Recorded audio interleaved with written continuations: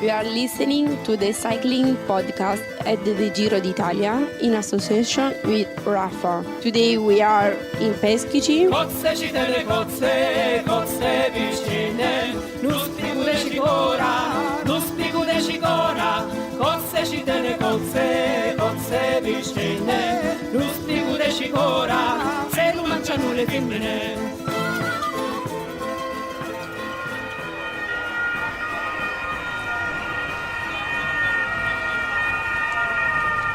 That was the sound of the Giro d'Italia bunch riding out through Molfetta this morning in front of huge, very enthusiastic crowds.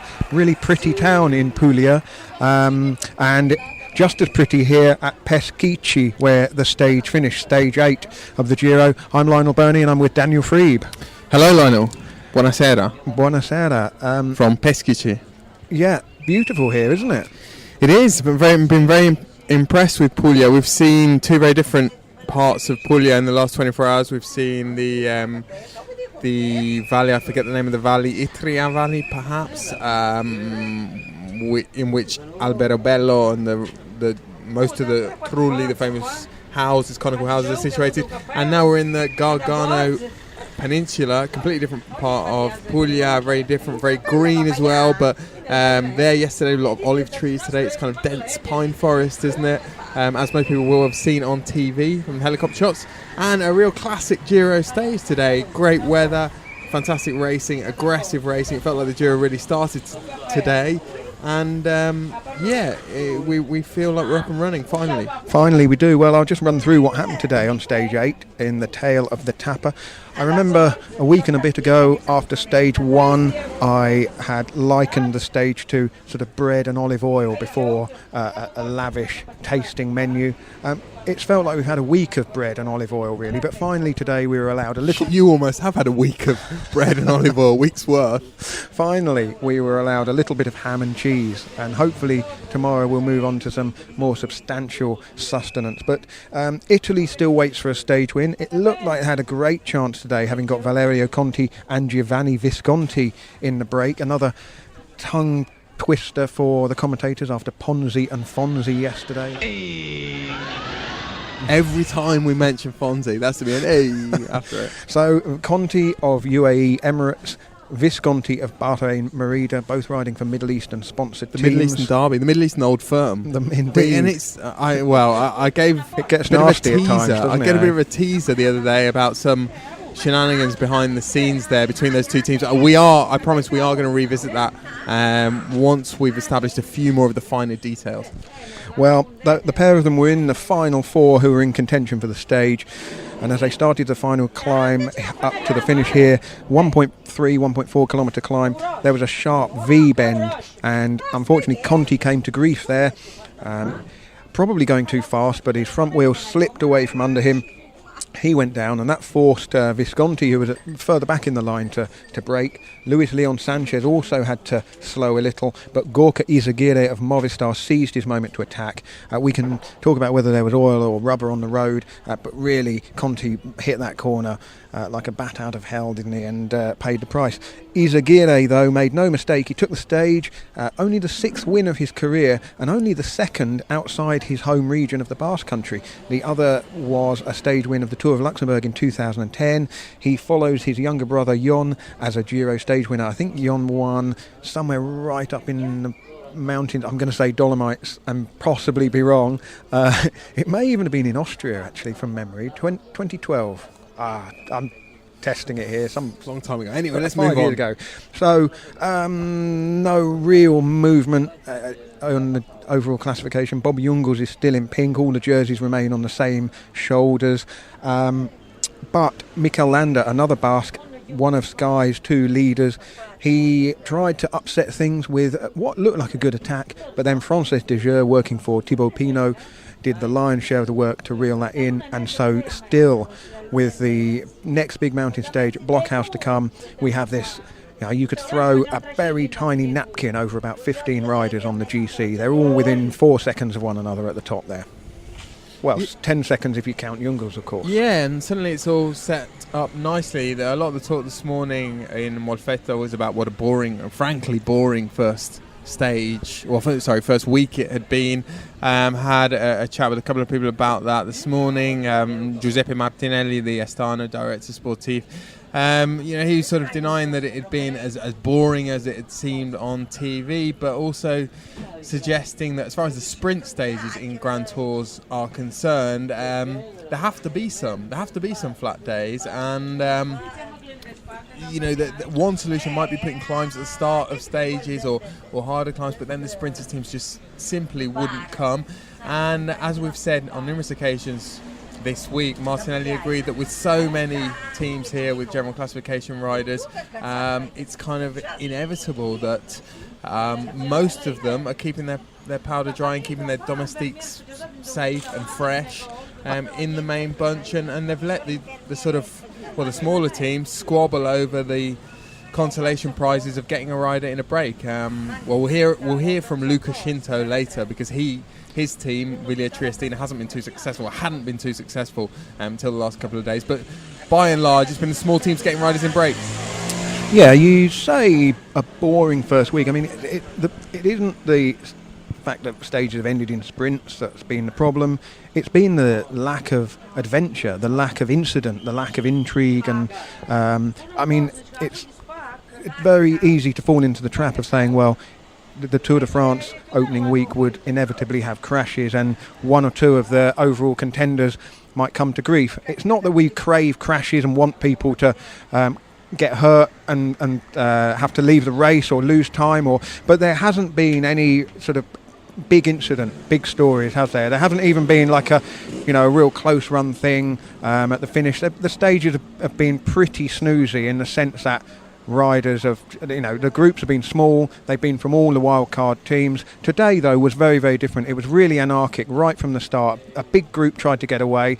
You said early on, Daniel, today's the day a break will go, and you were right, but the way that it actually went was quite unconventional, because some of the riders got up the road early and some of them joined across and some fell back, and then it all was moving and changing all of the time for probably about 120 kilometres before it finally settled down to that final 5, because Gregor Mühlberger of Bora was also in there. He got dropped on the penultimate climb, and then it was one of those ones you couldn't take your eyes off, because it was changing all of the time. And when Landa's attack happened, it looked like it might tempt some of the others to do something. And that's why I thought Francis Dejeur's willingness to close that down really decisively, very un-Francis Dejeur-like, I thought. Yes, you say that. I mean, certainly unlike the Francis Dejeur that we've known for the majority of that team's lifespan, but I think more and more Francis Dejeur are a really serious outfit in Grand Tours. Obviously rallying around Pinot, they've got some very good domestiques there. Steve Morabito is a very fine rider and a good sort of admiral for La Francis Dejeur. Reichenbach is a very strong rider in the mountains. Jeremy Roy, who's ridden more Grand Tours than anyone else in this field. So they really need to be taken seriously. But Landa's attack was a very interesting one. It seemed very instinctive, and indeed we found out at the finish that it had been an instinctive move. And we'll hear now from Mikel Landa. He wasn't in a particularly talkative mood, but he certainly very happy with the way he'd felt today, if not the result of his attack. After Landa, we'll hear from Dave Brailsford, the Team Sky principal, talking about how today's race and today's route proved to be much harder than the road but Il Garibaldi suggested. Mikel, it was a bit of a surprise when you attacked in the finale, for us at least. What were you hoping was going to happen? I saw a little bit the teams with a few teammates to work, and I tried to make a small gap, but finally they catch me. Are you obviously feeling very good? Yeah, I'm feeling good, and feel good. So it wasn't a planned attack, it was something that you decided in the moment? Yeah, I decided in the moment. Our goal today was not losing time, but I saw an opportunity and I tried. Can you reveal anything about what you're planning tomorrow on Blockhaus? Tomorrow we will see. It's a good stage for me, and I think I have to try to gain some time. I don't know. You got to be careful with the profiles and race book and everything, and particularly in Italy, as we've learned over the years, to our disadvantage, I guess. And these types of finishes you can see in Treno, but more so down here, really, where the actual difficulty of the race and the sort of physical effort of the race is a lot. It's just grippy, you know, twisty, turny, hard, steep little climbs, and they've been riding. You know, that thing where they've been riding for hours and hours and hours at a single pace, single gear for a long time on a flat, and you just kind of get into that sort of rhythm, as it were. Then all of a sudden things change, and I suppose with that, really, you know, we've said all along, you know, we've got two riders of leading the race. They both got different qualities, and we're here. You know, I think we made some big sacrifices for the team coming here. With you know, we could have bought Elliot, and so it's a big decision not to bring Elliot. Tough decision, that one, to be fair on him, and that's what we did anyway. We thought we'll try and go for GC and bring a support team in that sense. But with the two riders we've got, you know, I think you can do what everybody expects you to do, or you can try and animate a little bit. And I think if we're serious about trying to take the race on, I think the last couple of years where we tried to animate the race a little bit more, it's paid dividends. You're not always sure it's going to work, but that's racing. So I think it's probably in keeping with what we've been doing the last few tours, to be honest. You look at what you've got on your team, you look at the weapons you've got, and how best to utilise them, and being predictable in our case is probably not wise. You know, it's something, unpredictability can be, and the element of surprise can be something that we could use to our advantage. However, you can't do that from a team car, to be frank. You know, you can't do it certainly watching from a telly on a bus. So you know, it's up to the guys to improvise and feel it and communicate, and that's what I keep on doing, hopefully. Daniel, of course, when we saw Landa attack, there's a kind of frisson of excitement, isn't there? Because everyone wants to know, was it planned? Did Geraint Thomas know? Had they talked about it? Was it part Shades of Roach from Vincent? Well, I mean, 30 years ago. I mean, yeah, it's not going to be as intriguing as all that, is it? I wouldn't have thought, but you never know. Any kind of indication as to what that move from Landa was all about? No, I think Team Sky got a lot of criticism over a number of years about how sort of robotic they were and how mechanical they were, and you know, even in last year's Tour de France, people forget that the first decisive move was made by Chris Friebe in quite exciting, quite swashbuckling fashion, and people tend to focus on the fact that thereafter, once the advantage had been established, they rode it like Team Sky. They put guys on the front and they sort of killed the race, and people tend to focus on that. But I think they have moved over the last few years, partly because they've been stung by criticism, to a more sort of fluid, unpredictable way of racing. It hasn't always worked, but it has on occasion. And I think, you know, Landa is a guy who's going to be difficult to keep sort of straitjacketed within that very stereotyped, very predictable way of racing. And his, you know, their great strength with him in the team, and his great strength is the ability to mix things up. And I honestly think that he's the one guy that Quintana in particular would really fear, because I think that he's an unknown quantity, and I think everyone in the field knows that if Landa gets to the level he was at 2 years ago on the climbs, then he could be a match for Quintana, and possibly even better. Well, yeah, I was going to say 2 years ago he's anything but robotic, wasn't he? I mean, he won those back-to-back stages in the final week with really good attacks. I mean, he kind of rode his way up the GC, didn't he? He wasn't one of the people who had been contending necessarily for the race. It'd be very different here, but yeah, he's sort of a Michelangelo figure, isn't he? One of the, you know, he's got a bit of swashbuckling flair about him, and as we saw last year in the Giro, it was boom and bust, wasn't it? He was off the front at Roccaraso, and then off the back of the favourites group. He either attacks off the front or the back, doesn't he? He does, indeed. And so tomorrow at Blockhaus, we'll talk about Blockhaus in the final part, but it's going to be very interesting. Sky, they haven't just got two riders to play with, they've got two riders with very different abilities and very different characteristics. And just going back to what Rod Ellingworth had said to us earlier in the Giro about Geraint Thomas needing to just rein things in and just turn down the instinct to race. And we have seen him do that in getting the bonus seconds at Etna, which is what puts him in second place at the moment.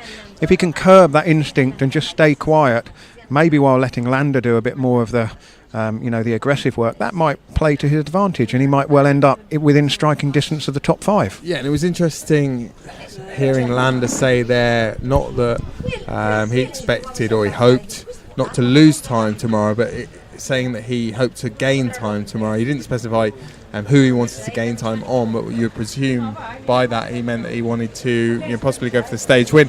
And the subtext to this also is that both riders, I'm pretty sure both riders are out of contract at the end of the year.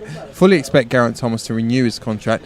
Don't necessarily expect Mikel Landa to renew his contract. Ciro, our great friend Ciro, who we might, if we're very lucky, hear from later, he was asking me today, was it true, these rumours that Thomas is more of the leader than Landa? And I said, everything that I've heard from within the team suggests that they have been put on the same level. However, if it came down to it on the last weekend or the last mountain stage and there was a choice to be made, you would have to believe that Sky would probably favour Thomas. But yeah, Landa, interesting character, bit of a maverick, certainly not the kind of, not a typical Team Sky rider. And Dave Brailsford admitted that at the finish tonight. Here's what he said about Mikel Landa and the extent to which he is this maverick that's been made out in the press. He likes his architecture, he likes his design, he likes his arts basically, and he's certainly a very cultured young man, I'd say, and very bright, very intelligent guy, and he's very, very passionate about he's certainly got the Basque passion for cycling, there's no doubt about it. But for him, it is really, he does think about it a lot, and I think you're right. He is more of he's got more flair and more. He's a very colourful rider. Let's put it like that, and I think it suits his physical abilities. I think he sees an opportunity, he'll take it. He'll go for the long break. He'll wait. And he's a super climber, and he's when he needs to be, he's a fantastic teammate, and when he needs to be, he can take it on as a leader. So he's all round. He's an interesting character on and off the bike. Hey, it's Mieke Kröger, rider from Canyon SRAM, and you are listening to the Cycling Podcast in association with Rafa. My favorite item of clothing is the national champion training jersey. First of all, it's nice to have a black one to also ride your national champion jersey during bad weather and not have to worry about getting it clean again. My worst ride was from a small town called Damme to Nordenham, completely hunger bonking and getting into the train on the last 10k. The Rafa Cycling Club is the largest global community of its kind. Members share their passion for the road through rides, events, exclusive club kit and racing.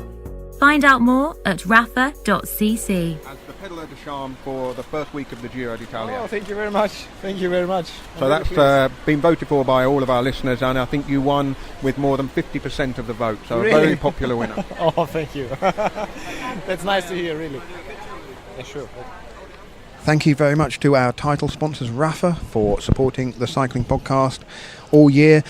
You just heard there the thank you from Lucas Perstelberger, who was the recipient of our first Rafa Peddler de Charme prize of the 100th Giro. He was voted by you, the listeners, to be the first recipient of that prestigious jersey, soon to be prestigious jersey, well, already prestigious jersey, beautiful designed t-shirt featuring the comb and the bottle of eau de cologne, and he was absolutely delighted to receive a t-shirt, as was his mum. We also gave her a t-shirt, and I apologise that it didn't say Pedaleurs de Charme, but I gather that when these t-shirts are released so that people can buy them, there will be a Pedaleurs de Charme version as well. Just quickly, while I'm talking border handscrewer, had a quick chat with Sam Bennett this morning, not only about his Panini sticker collection, which is it sounds like it's going about as badly as mine, although he has got his Sam Bennett sticker. I haven't got my Lionel Birnie sticker.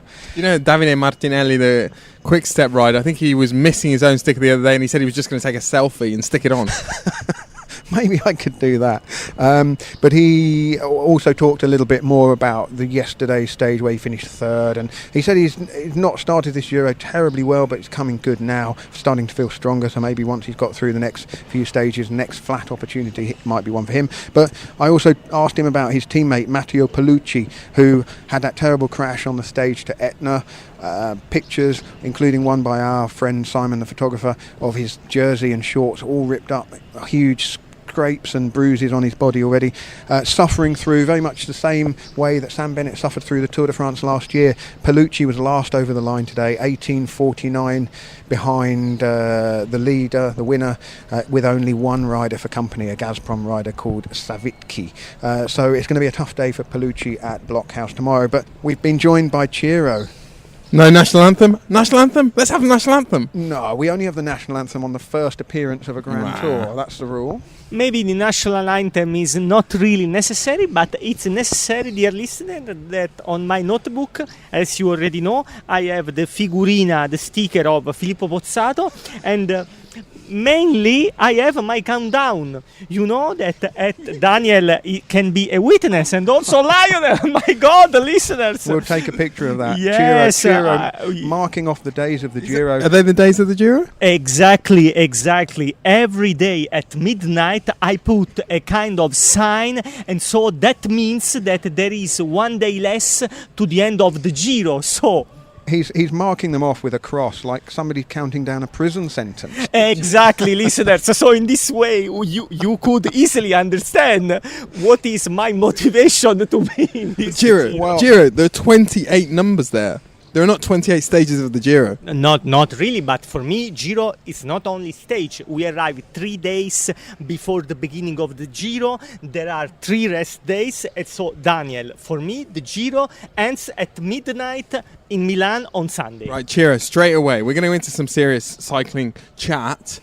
Filippo Pozzato, on the friend of the pod, Il Pavone di San Rigo, the Peacock of San Rigo. He rides for Wilier Triestino, or Wilier Selle Italia. This morning, following on from something in La Gazzetta that Luca Scinto, the manager of that team, said about wanting to send all of those riders, or his riders, home because they hadn't been in enough breaks. I spoke to Luca Scinto. Here's what he said. People maybe misunderstood it, both journalists and fans. Anyway, maybe my method of judging their performances will hurt their pride and they'll react. It's my way of getting into the riders' heads, of making them understand that we're at the Giro d'Italia, the only important race for us, and that when they come to the Giro, they need to bring their balls with them. In the hilly stages, we have to be present. We've had 2 stages where the break has gone to the finish and we haven't been in the break on either day, which stings. It's like today, there's a 90% chance that the break will stick. If we're not in it, it'll sting. For me, it's also a way of getting the riders angry, getting them to feel offended, so to speak, to feel a bit of fear, a bit of pressure. But it's also a way of making sure they know we're at the Giro d'Italia. The gulf between us and the World Tour teams is there, but that's also why I tell them to get into breaks. First of all, it gets us noticed, it gets us seen, and the sponsors happy. Seems stupid, but what I said about sending them all home was picked up by all the Italian websites. Good publicity, bad publicity, it's all publicity. It all helps, and at least people know now we're at the Giro. If Scinto doesn't do a Scinto and shoot his mouth off, and the riders don't get into breaks, what kind of Giro is this for the team? Also, if we do get into a break, who knows what might happen? Ciro, Scinto, is he right? Is he entitled to be annoyed, aggrieved with his team? I mean, maybe with his team, yes, but not with Filippo Pozzato, dear listeners. This is not possible. Also because Pippo is showing every day his talent, because after the stage he goes every day to the Italian Rai transmission Processo alla Tappa, you know, a kind of This is a show. TV show, right? After the show. stage, yeah. Pippo gets more airtime than a Boeing 747. Maybe it's better, I guess, maybe it's my opinion, it's not necessarily the truth, but it's better, in my opinion, in this talk show than in the race. Well, I feel a little guilty for not allowing you to have the national anthem, Ciro, but frankly, your appearance on the podcast is the only reason to have the Italian national anthem in this Giro, because it's day 8 and Italy still doesn't have a stage win. Now, you have to go back to 2010 for a worse start to the Giro for Italy, and I hate to mention him again, but in 2010 on stage 12, Filippo Pozzato won. to break the drought. Although I have to say, Liquigas also won a team time trial before that in that year, but that doesn't count because it's all about the overall glory. Italy, 8 days in, no stage win, nearly happened today with either Conti or Visconti. But what's the mood? I mean, how does Gazzetta cover this when it's going so long now? Yes, exactly. And in 2010, 7 years ago, it was Nibali at least that after the time trial won by Liquigas, he got the pink jersey for 3 days. So we don't have stage winners. We don't have pink jersey. So this means that Nibali's going to get the pink jersey tomorrow and Pozzato's going to win the stage in an epic 140 kilometre solo breakaway. We're moving into the realm of fantasy here now. Epic is the correct word, dear Daniel. So, well, we need maybe a whole cycling podcast episode to talk about the crisis, the moment of the Italian cycling. Ciro, I've got another serious question. Something curious I noticed today, or it wasn't difficult to notice, that Izagirre is a key man for Quintana. Visconti is a key man for Nibali. What were they doing up the road fighting for stage wins? Well, I already spoke to Paolo Slongo this morning before the stage, and he told me that Slongo, of course, the coach of Bahrain Merida and Nibali. Exactly, and he told me that they have the intention to put Visconti in the breakaway because tomorrow he said that there is a stage with only a real climb in the final, but no climbs before. The 2 men dedicated to Nibali to help him in the last climb will be Pellizzotti and Siuzzu, and so for this reason Visconti had the freedom to play his chance today, and I think that more or less for Izagirre has been said. Certainly Movistar has a better balance tonight because they won the stage and not Bahrain. How do you judge Nibali's form at the moment? He certainly was in good spirits this morning, wasn't it? We had a quick chat with him at the start. He was talking about lack of respect in the peloton, a lot of other things as well he was talking about. Yes, and it's, in my opinion, he's in a good mood.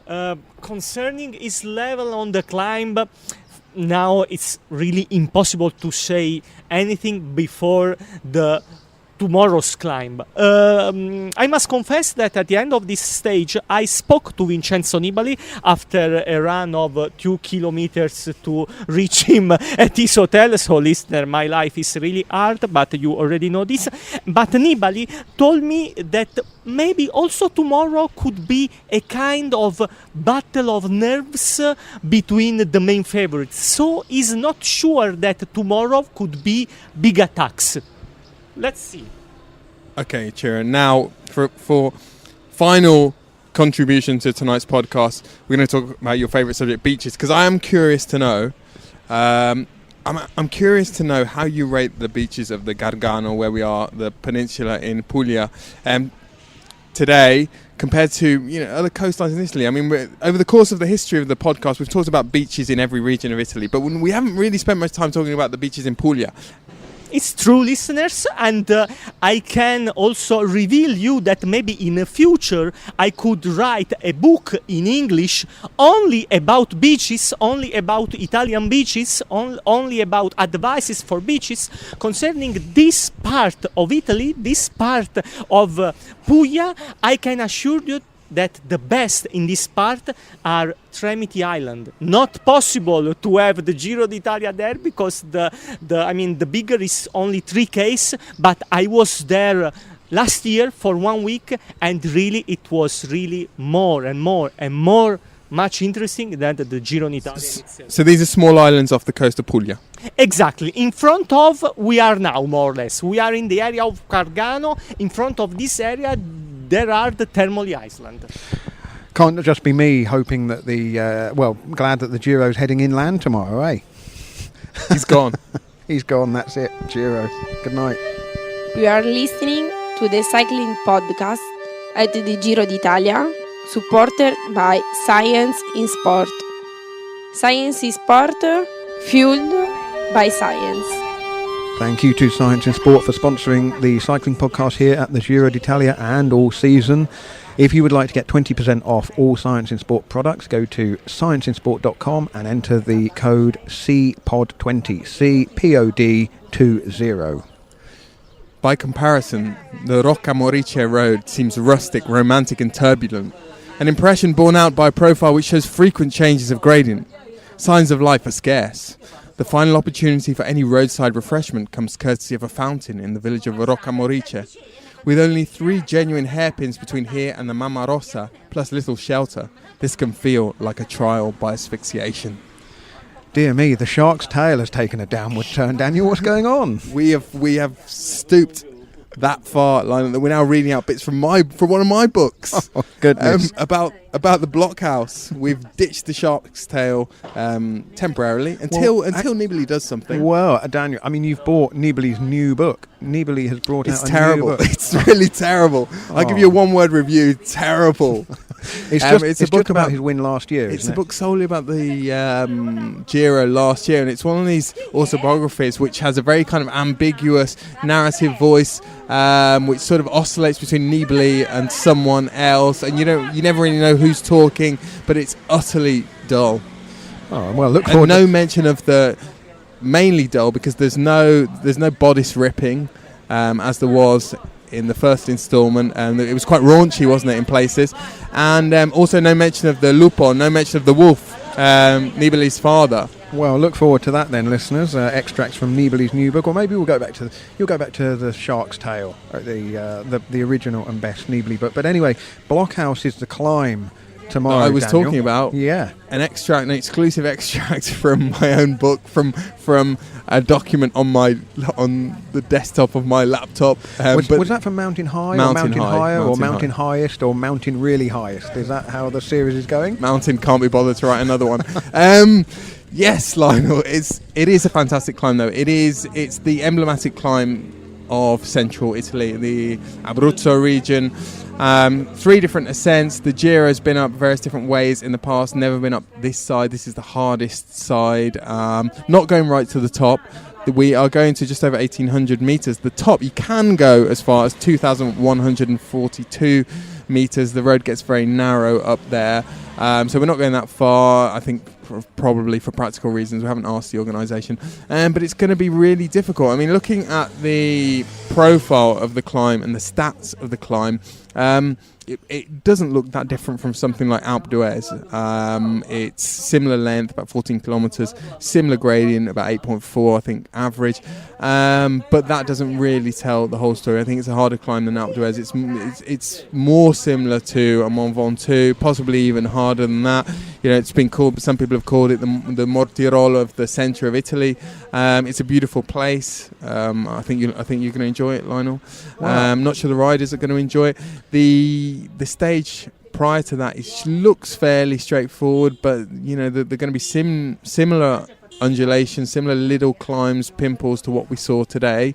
So it might not be that easy to control, or certainly easy to relax and ease oneself into the climb for the general classification riders. So it's going to be interesting. It's going to be a real change of gear then for the riders, isn't it, I guess? I mean, we've had lovely weather. It's been sort of mid-20s degrees Celsius, not furnace-like, but very warm in the sun. The riders this afternoon up here at Peschici looked pretty warm, and it looked like it'd been a hot day out in the saddle. It's absolutely stunning here. You've got the sea one side and the forest the other, and the whitewashed and white stone buildings. It's very attractive. What's the chances though at 1,800 metres? It could be pretty chilly, couldn't it? Certainly the air will bite a bit more than it is here. I think, Lionel, the forecast is pretty good, and it's set to remain fairly fair for the next few days. So I don't think that should be too much of a factor, and neither is it going to be so hot that it's going to affect certain riders who suffer in the heat. I mean, we've talked in the past about Thibaut Pinot, how he doesn't like the really, really hot weather. And, he's impressed me this week. Above all, he's got through the first week unscathed. He hasn't lost any time, and I haven't been able to say that on many occasions in the Tours de France that he's been targeting. And he's looked very relaxed. We know, and we've mentioned in the past that he loves racing in Italy. He seems very relaxed here. There are a couple of French journalists here, the L'Equipe TV are here, L'Equipe newspaper are here, but they're not bothering him too much. So he comes out the bus every morning, and there isn't a big crowd. Certainly no one, no huge throng of tifosi chanting his name. I asked his brother is his coach, Julien Pinot, and he's here on the race. Asked him, whether I I was right to think that he was more relaxed. And Julien said, well, he put so much pressure on himself anyway that it might not make that much difference. But I think it could make a difference. I think he's just really reveling in this whole experience of racing in Italy. Well, shall we hear from him, Thibaut Pinot, the Let's leader hear of... from him talking about the first week and talking about what he expects from the Blockhaus climb. Le Blockhaus, je le connais juste en vidéo ou en photo. I only know Blockhaus from pictures and videos. I also know its reputation. I think it's so difficult that it'll just be a question of who has the legs. There wasn't much point in doing recces to figure out where to attack. It's going to be all about what everyone's got in their legs. I did expect a bit of a quiet start to the Giro. That said, it's still been quite nervous in the peloton, and there's always been a bit of wind, for example in Sardinia and Terme Leugiane. There's been a fair bit of tension and a few bad roads. You might look at the race and think it was pretty calm, but in the peloton it's been quite tense. At the moment the form seems okay and everything's going pretty well. Hopefully that'll continue. Daniel Pinot is one of, well, there are 16 riders within 1 minute of Bob Jungels on general classification. The great majority of those are at 10 seconds. When you look down that list, Andre Amador of Movistar is going to be a worker and a helper for Nairo Quintana. Davide Formolo may not be a GC contender. He may well slip away and target stage wins later on. Wilco Kelderman, you would think, will support Tom Dumoulin rather than ride for himself. Rui Costa of UAE Team Emirates is the last of these riders within a minute. He looked the frailest on Mount Etna, but everybody else has got some sort of Grand Tour pedigree, either having finished in the top 10 somewhere or other, or won stages, or it's just a good climber. If you had to pick two of these guys to make a big leap forward tomorrow, or make some sort of leap forward, and two of them to perhaps fall back, who do you think's looking good and who do you think's looking vulnerable? I know it's very difficult to say. I think everyone is expecting a big performance from Quintana. I think Nibali might be vulnerable, just because we've seen his performances sort of go up and down a little bit over the last couple of years, and he has had some bad days, and particularly in the face of, or when he's been up against the very top level riders, the Froomes and the Quintana. So I think he's vulnerable. He was very relaxed this morning, Nibali, at the start. He was talking to a group of journalists about, well, the usual spiel, Lionel, that we hear a lot from old riders about young riders in the peloton showing older riders no respect, and dive bombing in the peloton to gain a better position. And I thought we had an interesting conversation in the car, Lionel, about this. We had an interesting theory, didn't we, about helmets? Oh, we did, yeah. This was a bit of a left field discussion. Kind of longing for the days when the photographs of riders and the TV images of riders on the final mountain climbs were just better, because you could see the more of the face, you see more of the facial expression, the sweat on the forehead and so forth. Now with the helmets, they do all look, they look almost shielded from our glare, I guess. And we wondered what had happened to the rule where the riders could all dump their helmets at the bottom of the final climb when there's a summit finish, and whether that could come back. I mean, there's no real safety reason for wearing a helmet going uphill. And relating to what Nibali had said, we thought that this might be one reason why it perhaps isn't just cranky old riders moaning about young upstarts not showing them respect. It might actually be a real development or phenomenon in the peloton that people do feel they can take more risks now because they're protected by helmets. Anyway. Well, Daniel, my couple of picks, I think... I didn't make my couple of picks. Oh, go on, sorry. Okay, so I think Quintana's going to be very hard to beat. Judging based on today, I think Landa is going to be a real threat for the stage win. I would pick Nibali as one who might struggle, and I hope not. I mean, I think it would be great if there was a real duel between Nibali and Quintana. I also would say, looking down on that list, maybe Thomas. Yeah, I was thinking of the vulnerable looking ones. TJ Van Garderen, I think, never convinces too much. I wonder about Stephen Kruijswijk with his injuries. Looking pretty good right today, at the front today in the last kilometre. And he looked really bouncy when he got back to the Lotto Jumbo bus. So maybe not. I think looking to go forwards rather than the very obvious. I think Ilnur Zakarin, clearly the way he rode on Etna, he's looking good. Singing. And one of the quiet men, but just quietly impressive. And I was really impressed with him last summer when he came out of the Tour de France and won the Classica San Sebastian. Bauke Mollema of Trek Segafredo, the Dutch rider. I think he's going to be one of the upward movers. And Daniel, you spoke to him. I'll tell you what, Lionel. What a coincidence. As if by magic. Let's hear from Bauke Mollema. I know you tried to go up Blockhaus in March, wasn't it, at the end of Tirreno? I mean, tell me about your day up there. Well, I went up there until the last 5-6 kilometers. Then there was too much snow on the road, so we couldn't go to the top. But anyway, I think we did the last 75-80 kilometers of the stage, mostly by car, and the last 20k by bike, 25k. So I have a pretty good impression about of the climb and the run into the climb. So I think it was good to see. I never did Blockhaus, and now I know more or less what to expect. And it looks to me like a really hard climb. Not only the profile, but also what I did myself, really steep parts. So it will be an important day tomorrow. And you mentioned the run up to the climb. Is there anything there that we should look out for, narrow roads, or is it going to be complicated? Well, I'm not going to tell to the other guys, of course, but it's not too complicated. No, it's quite flat, but of course some villages, I think two other climbs. It's a long climb, Blockhaus, and the first 5-6 kilometers is on a wide road. And then so it's not so technical, and then but the last part, when it's steep, it will be for the GC guys. It's just when you have the legs, you will be there, so it's not too difficult. A few complaints from spectators about there not being enough action this week, but I guess you're pretty happy, aren't you? Yeah, well, so far all's going well. The legs are pretty good. Didn't lose any time, no crashes, no other bad things happened.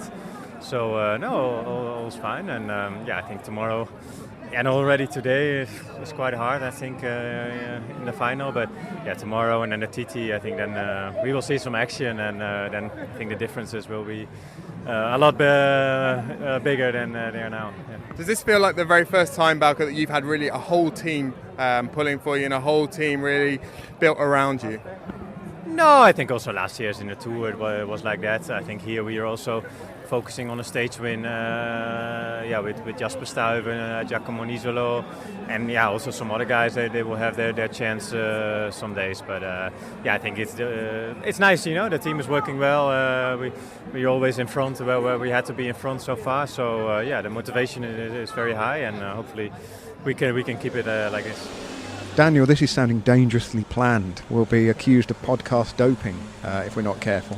But Bauke Mollema, interesting character, a good rider, but often a very quiet rider. I mean, he was going so well in the Tour, wasn't he, until it kind of all blew up a little bit for him towards the end. Yeah, and just going back to what people need to do tomorrow, and who's likely to thrive and who's likely to sink. I think if Quintana doesn't take between 30 seconds and a minute off some of these time trialists, the Dumoulins, even riders like Thomas and Jungels, then I think he might start to feel a little bit alarmed, because that will be one less opportunity, and there are still some good ones. We've got a huge day in the Dolomites at Ortisei, and another fairly big one at Piancavallo, and there's the stage that goes over the Stelvio and the Mortarello, of course. But they're the three huge opportunities to gain big time after tomorrow. But Blockhaus is definitely in the top 4 stages where Quintana has to make inroads. Well, it does kind of feel like the Giro proper starts tomorrow at Blockhaus, so join us for the post-race podcast then. We will be, I'm not sure where we'll be, will we? Will we still be at the top of the mountain? Because we've got a long drive up to Spoleto and wine country for Monday's rest day, and then that's where the time trial is on Tuesday. So I'm not sure where we'll be. We might well be sort of on the road recording. Who knows? We're hop, skipping and jumping through the regions now, aren't we, Lionel? We're last day in Puglia. We're going to be sleeping in Molise tonight. Tomorrow we're going to be in Abruzzo, day after in Umbria, and we're We're not hanging around, are we? We're certainly not, no. Well, we should leave it there for now and then go to bed with anticipation of what awaits us tomorrow. The first big mountain stage of the Giro, and it could all be shaken up like a snow globe. We might have a completely different landscape this time tomorrow. So until then, Daniel, thank you very much. Thank you, Lionel.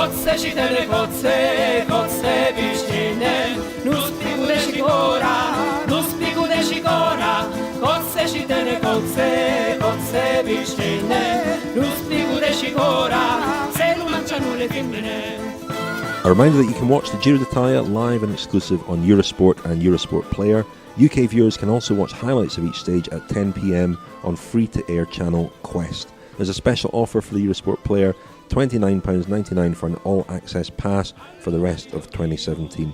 Details of availability, compatible devices and full terms and conditions can be found on the Eurosport Player website, uk.eurosportplayer.com. You've been listening to the Cycling Podcast in association with Rafa. Thanks to them and thanks to our other sponsors, Science and Sport and Maserati, and to All Press Espresso for supporting our morning show, Kilometre Zero. The music in this episode is by Amara Terra. Thanks to them. Thanks to those who help keep us on the road, in particular David Luxon, Jonathan Rowe, Nick Christian and Simon Gill. And thanks to Tom Wally, who produced this episode.